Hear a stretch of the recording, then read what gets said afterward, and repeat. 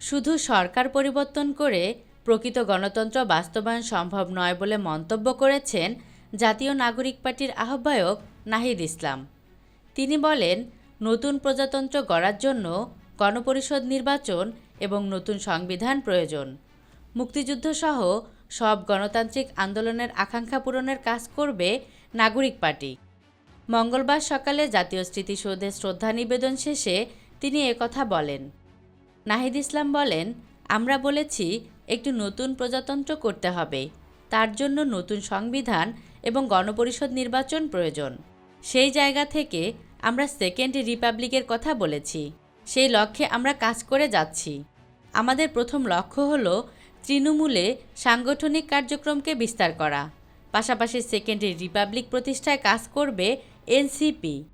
তিনি বলেন, গণতান্ত্রিক প্রক্রিয়াগুলোকে বারবার দীর্ঘায়িত করা হয়েছে।